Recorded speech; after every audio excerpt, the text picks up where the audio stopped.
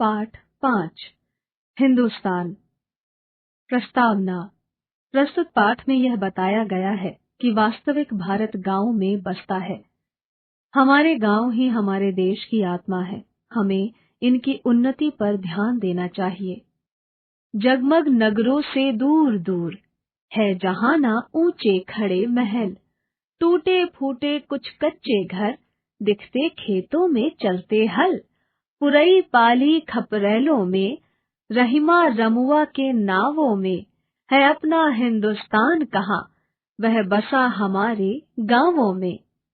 आजीवन श्रम करते रहना, मुंह से ना किंतु कुछ भी कहना, नित विपदा पर विपदा सहना, मन ही मन में सांधे रहना।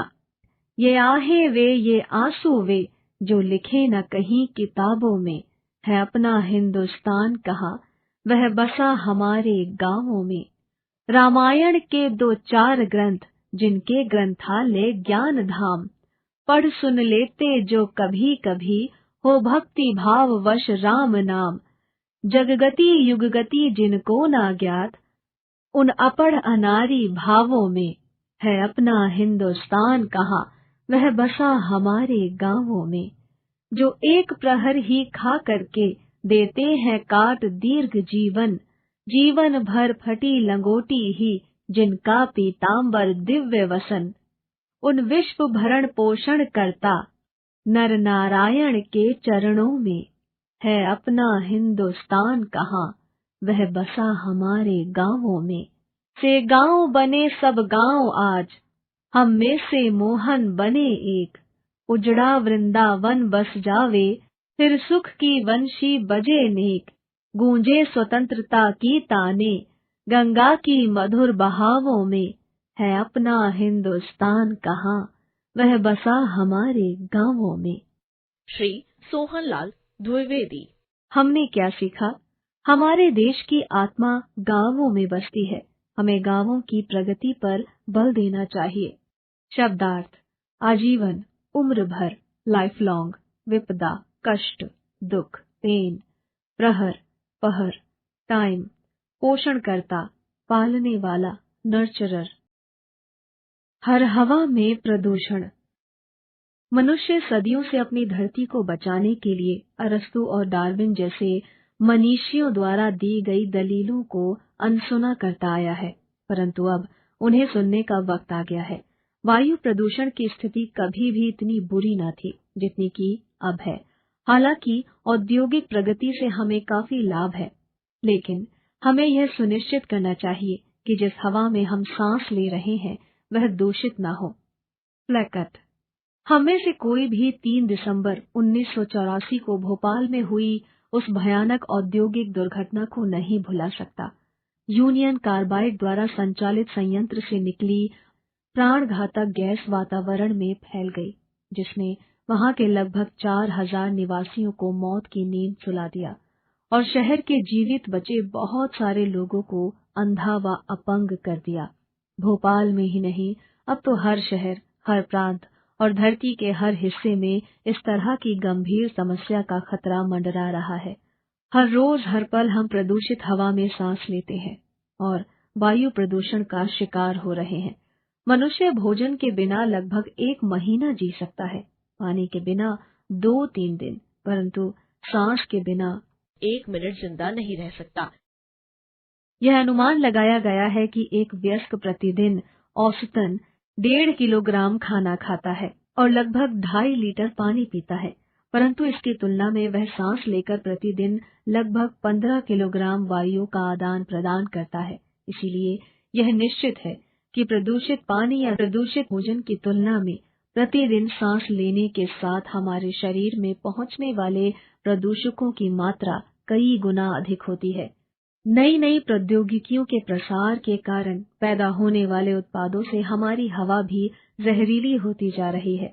वायु प्रदूषण कोई नई बात नहीं है, परंतु वायु प्रदूषण का प्रसार और उसकी भयावहता ही मुद्दा है। आजकल शहरी क्षेत्रों और ग्रामीण क्षेत्रों में अनेक उद्योग स्थापित हुए हैं। इनमें से अधिकांश उद्योग चिमनियों से धुआं उगलते हैं। यह धुआं कहाँ जाता है? दिखने में तो यह जल्दी ही गायब हो जाता है, मगर वास्तव में यह कभी गायब नहीं होता। इसके विपरीत यह वातावरण में हवा में घुल मिल जाता है और उसे प्रदूषित कर देता है। जहरीली गैसों, राख और मिट्टी के कणों से युक्त इस दूषित हवा में हम सांस लेते हैं और अनजाने ही हमारे फेफड़ों में धीरे धीरे प्रदूषक तत्व इकट्ठे होते जाते हैं। मोटर वाहनों से निकलने वाला धुआं भी उद्योगों से निकलने वाले धुएं से कम खतरनाक नहीं है। एक रिपोर्ट के अनुसार अकेले ग्रेटर कोलकाता में ही मोटर वाहनों से लगभग 1500 टन प्रदूषित पदार्थ वातावरण में छोड़े जाते हैं।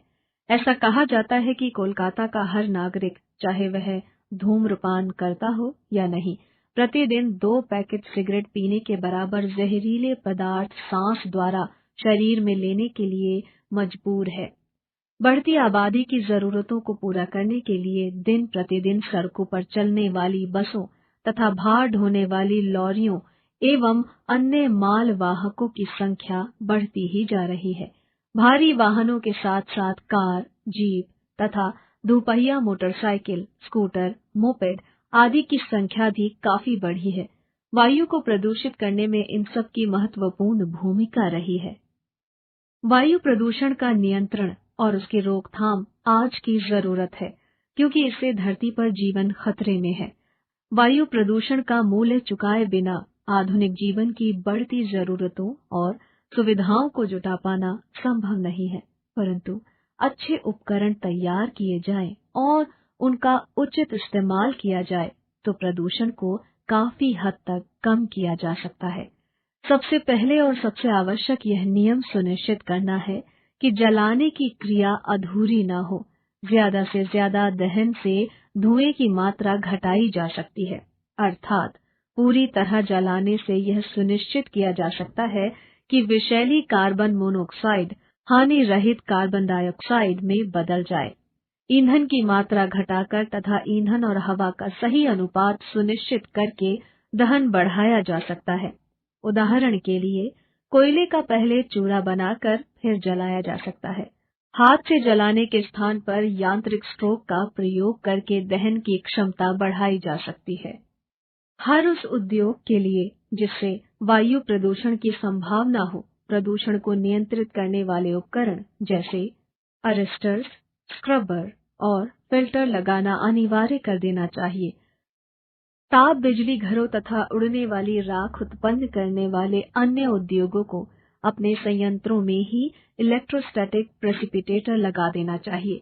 केवल प्रदूषण को नियंत्रित करने के उपाय भर काफी नहीं है, बल्कि यह सुनिश्चित करना आवश्यक है कि वायु प्रदूषण को नियंत्रित करने वाले उपकरण लगातार और सही ढंग से काम करते रहें।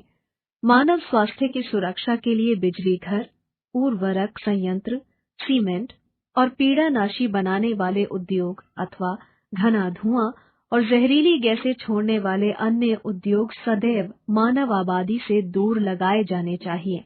औद्योगिक परिसरों तथा उनके आसपास सड़कों के किनारे तथा उद्योगों के नजदीक के घरों में अधिक संख्या में पेड़ लगाने चाहिए। पेड़ों में कार्बन डाइऑक्साइड को अवशोषित करने की क्षमता होती है और इस प्रकार पेड़ पौधे वातावरण में फैली कार्बन डाइऑक्साइड की मात्रा कम करने में मदद करते हैं तथा वायु में गैसों का उचित सामंजस्य बनाए रखते हैं। वाहनों से निकलने वाले धुएं को नियंत्रित करने के लिए अनेक तकनीक विकसित की गई है, जैसे कि ट्यूनअप, कैटालिटिक रिएक्टर और इंजन में सुधार। ट्यूनअप से धुएं के साथ निकलने वाले यौगिकों पर महत्वपूर्ण प्रभाव पड़ता है। उदाहरण के लिए, वायु और ईंधन का अनुपात सही होने पर कार्बन डाइऑक्साइड और हाइड्रोकार्बन दोनों की मात्रा कम हो जाएगी। कैटालिटिक रिएक्टर जहरीली कार्बन मोनोऑक्साइड को हानि रहित कार्बन डाइऑक्साइड में ऑक्सीकृत कर देते हैं और इसी तरह से नाइट्रोजन ऑक्साइड को नाइट्रोजन में बदल देते हैं। ईंधन में सुधार के कुछ अपने विशेष लाभ होते हैं। धरती का गर्म होना कम करने के लिए हर स्तर पर प्रयास जरूरी है। ऊर्जा के पुनर्नवीनीकृत स्रोतों जैसे वायु, सूर्य और समुद्री लहरों से ऊर्जा प्राप्त करने के नए उपाय अपनाने होंगे ताकि वातावरण में कम कार्बन डाइऑक्साइड छोड़ी जाए। जंगलों को काटने से रोकने के लिए बनाई गई नीतियों को तेजी से लागू करना होगा, क्योंकि हरियाली कार्बन डाइऑक्साइड को अवशोषित करती है। क्या वायु प्रदूषण इतना गंभीर विषय है? हाँ, है। यदि इसी प्रकार वायु दूषित होती रही तो यह सोचिए हम कहाँ जाएंगे, हम कैसे जिएंगे। एन मणिवासकम, अनुवाद सरिता भल्ला।